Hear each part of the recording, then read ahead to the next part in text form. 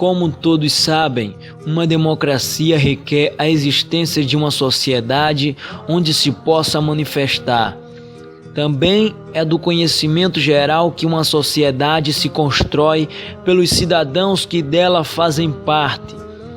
Então, uma democracia influencia sempre os cidadãos que nela existem, uma vez que uma democracia ideal corresponde àquela em que os cidadãos informados têm um papel ativo no que diz respeito a decisões políticas.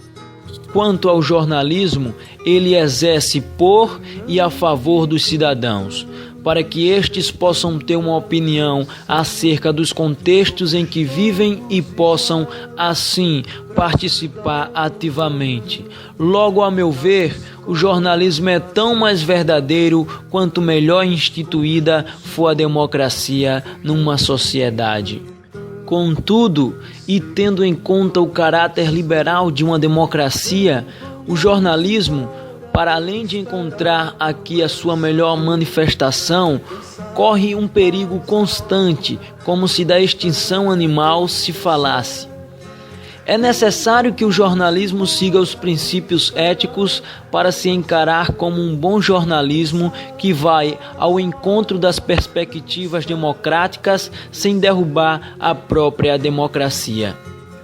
A famosa citação de George Orwell: jornalismo é publicar aquilo que alguém não quer que se publique. É exatamente isso. De fato, é neste setor que encontramos a melhor forma de controle do poder, pois a informação é constante, e se não fosse o jornalismo, muitas vezes não seria pública. Quando se fala em democracia, pretende-se então falar de liberdade de expressão e de acesso à informação. É no jornalismo que vamos encontrar estas duas características bem atualizadas, pois é esta a atividade que permite aos cidadãos de uma sociedade ter um total conhecimento daquilo que se passa no mundo em que vivem.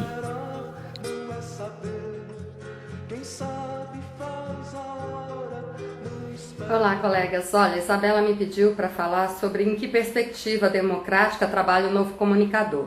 Eu vou tentar resumir isso em poucas palavras aqui nesse vídeo e não é fácil. Mas a primeira questão que acho que é importante pontuar é que não existe imparcialidade. Os veículos de comunicação social não são imparciais, eles têm uma linha editorial que é uma escolha política e nós, profissionais, também não somos imparciais. Mesmo aqueles que não têm uma definição partidária, têm uma posição política sobre vários assuntos. Então, o que eu acredito, quando a gente trabalha em veículos de comunicação oficiais, que são concessões públicas e tem que prestar um serviço à sociedade, é que a gente tem que garantir que todos os lados da questão sejam ouvidos. Então, por exemplo, na cobertura do impeachment, embora cada um de nós tenha uma posição, é importante ouvir os que defendem o impeachment e as argumentações, os que são contra e consideram que esse impeachment é um golpe e as argumentações, e os que são minorias, mas existem aqueles que defendem intervenção militar. Existem essas pessoas e vocês estão vendo. E aqueles que defendem o fora todo mundo, fora Dilma, fora Cunha, fora... Então acho que o que garante, assim, pelo menos uma cobertura democrática, é dar voz a todas as posições políticas, embora você tenha a sua, embora o veículo tenha a dele. O que não está acontecendo, por exemplo, na Globo News, que a gente viu a Eliane Cantanhede comemorando a vitória do impeachment, assim como se fosse uma torcida de futebol. Acho que essa postura não dá credibilidade. Porque o que dá credibilidade não é você ser imparcial, ninguém é. O que dá credibilidade é você ter a sua posição, mas veicular de todos e deixar que o público faça a sua escolha, né, possa, a partir das informações, escolher um lado. Então essa é a questão. A outra questão é que hoje não são só os veículos oficiais que dão informações. Hoje existe uma miríade aí de veículos que são redes sociais, são revistas, são blogs. Então, nesse caso, que também é fruto do avanço democrático, as pessoas poderem ter, através da internet, outras plataformas e várias formas de se informar. Então, nesse caso, eu pelo menos penso que é mais fácil quando a gente escolhe um lado e trabalha no veículo. Eu, por exemplo, trabalharia tranquilamente na Mídia Ninja, na Catraca Livre, na Caros Amigos. Eu não teria condições de trabalhar para os veículos do MLB, mas isso é uma escolha. Na última eleição, eu conheço uma amiga jornalista que é de esquerda, mas foi fazer assessoria para um candidato de direita. Deve ter sido uma rotina difícil. Por outro lado, eu também tenho um amigo que, desde que se formou em jornalismo, ele só trabalha para os movimentos sindicais e movimentos sociais que ele gosta e que ele acredita, né? São escolhas que a gente faz da profissão, que não são fáceis e que a gente tem que aprender.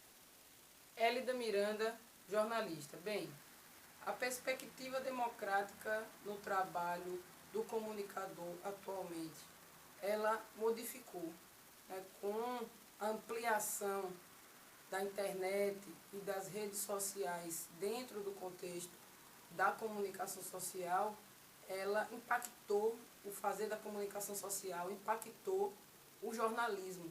Os grandes meios comerciais de comunicação, chamados jornalões, não podem mais ser considerados os donos da verdade. E cada cidadão se tornou também um produtor de conteúdo, né? E um crítico do conteúdo. A figura que existia antigamente, né, do ombudsman, né, do especialista em ser uma espécie de fiscal do veículo de comunicação, isso perdeu a força.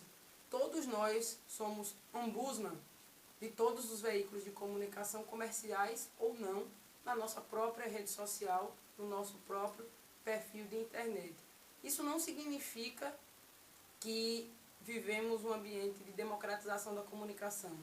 Muito há ainda a se avançar no sentido da regulamentação do que está colocado na nossa Constituição, né, da nossa Carta Magna da Cidadania, que foi aprovada lá em 1988, e também da regulamentação e das garantias para a categoria dos trabalhadores da comunicação social e dos jornalistas. É preciso avançar muito mais ainda, é preciso a retomada da obrigatoriedade do diploma para o exercício, não impedindo que as pessoas produzam seu conteúdo nas redes sociais, mas separar o que é o fazer da notícia profissional e remunerado do que é o comentário do cidadão comum, que se tornou uma coisa muito mais ampla e massificada com a larga utilização da internet. Então, esse é um debate longo e profundo que merece a nossa reflexão.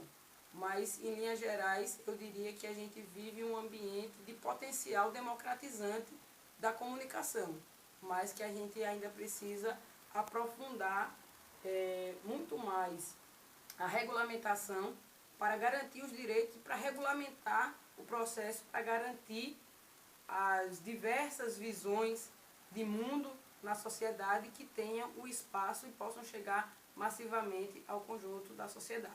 É isso.